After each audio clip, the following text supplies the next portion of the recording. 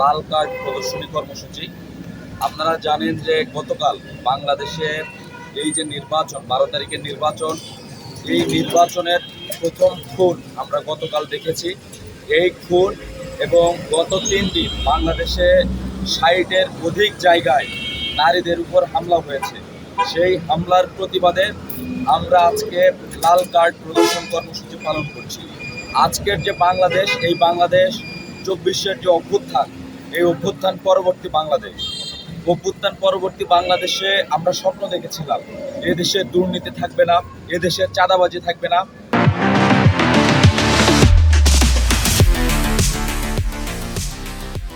এদেশে খুনের বিপরীতে একটি সুস্থ ধারার রাজনীতি তৈরি হবে।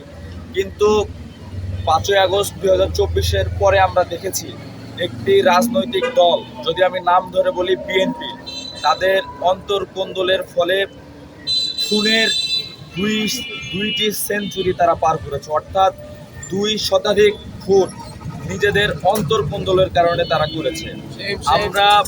আমরা ভেবেছিলাম যে এই দলের প্রধান তারেক রহমান হয়তোবা তিনি দেশে নেই, যার কারণে দলীয় শৃঙ্খলার বিঘ্ন ঘটছে।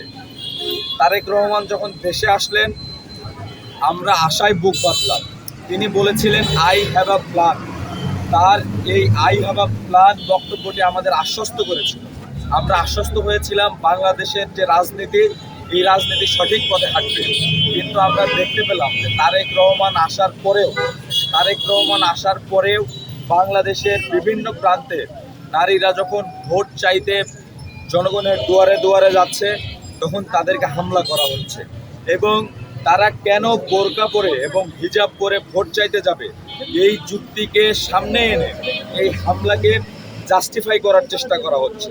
এবং গতকাল আমরা দেখতে পেয়েছি প্রশাসন কর্তৃক আয়োজিত, উপজেলা প্রশাসন, উপজেলা রিটার্নিং অফিসার কর্তৃক আয়োজিত একটি ইশতেহার নিয়ে যে প্রোগ্রাম ছিল, এই প্রোগ্রামে নৃশংসভাবে জামায়াতের প্রার্থীর উপস্থিতিতে, বিএনপির প্রার্থীর উপস্থিতিতে বিএনপির নেতাকর্মীরা জামায়াতের উপর হামলা চালায় এবং সেই হামলায় উপজেলা সেক্রেটারির মতো একজন নেতার প্রাণ হারায়। এবং এইটাকে জাস্টিফাই করা হচ্ছে এই বলে যে তারা কেন এই পথ দিয়ে গেল। আমাদের এই আশঙ্কা জন্মাচ্ছে নির্বাচনের দিন আইন শৃঙ্খলা বাহিনী এবং বিএনপির সন্ত্রাসীরা হয়তো বলবে যে তারা কেন ভোট কেন্দ্রে ভোট দিতে গেল, তাই তাদেরকে হত্যা করা হচ্ছে। এই যে অরাজকতা এবং নারীদের উপর এই যে হামলা, নারীরা, আমাদের মা বোনেরা, আমাদের কলিজা, তারা আমাদের কলিজায় হাত দিয়েছে। একদিকে তারা প্রশ্ন ছড়ে যে জামাতে ইসলামী কেন নারী প্রার্থী প্রদান করে, অন্যদিকে ভোট চাইতে গেলে তারা নারীদের উপর হামলা চালায়। ভোট চাইতে যাওয়ার কারণে নারীদের উপর যেভাবে 60-এর অধিক জায়গায় পুরো বাংলাদেশে হামলা করা হয়েছে, যদি নারী প্রার্থী দিত তাহলে এই হামলা খুনে রূপান্তরিত হইতো কিনা আমাদের প্রশ্ন জাগে। সুতরাং বাংলাদেশের রাজনীতিতে নারীদের অংশগ্রহণের, যারা পর্দা করে, যারা হিজাব এবং নিকাব পরে, তাদের এই রাজনীতিতে অংশগ্রহণের একটা লিটমাস টেস্ট হিসেবে আমরা দেখছি। বাংলাদেশ সরকারের উপর আমরা উদাত্ত আহ্বান জানাবো যাতে নারীদেরকে নিরাপত্তা দেওয়া হয় এবং অনতিবিলম্বে যে 200 খুন দলীয় অন্তর্কোন্দলের জন্য হয়েছে এবং গতকাল নির্বাচনকে কেন্দ্র করে প্রথম যে খুন হয়েছে, এই খুনের বিচার করতে হবে এবং এই নির্বাচন যাতে শান্তি শৃঙ্খলাভাবে অনুষ্ঠিত হয়, এই জন্য সেনাবাহিনী সহ বাংলাদেশের যে আইন শৃঙ্খলা বাহিনী, তাদেরকে এগিয়ে আসতে হবে। ধন্যবাদ।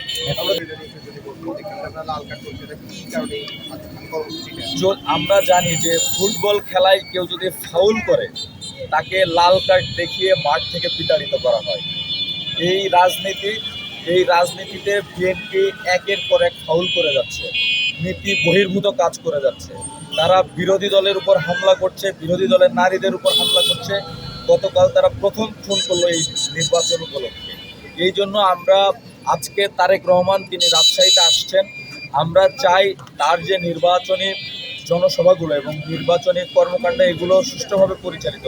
ঠিক সেইভাবে তারেক রহমানের বিপরীতে যারাই নির্বাচন করছেন, তাদের যে কর্মকাণ্ড, এটাও সুষ্ঠুভাবে পরিচালিত। কিন্তু এটা সুষ্ঠুভাবে পরিচালিত হইতে না দিয়ে হামলা করে এবং খুন করে তারেক রহমান এবং তার দলীয় নেতাকর্মীরা নীতি বহির্ভূত কাজ করেছেন এবং এই নীতি বহির্ভূত কাজের বিপরীতে আমরা তাদেরকে লাল কার্ড দেখাতে এসেছি এখানে। আচ্ছা যে জুলাই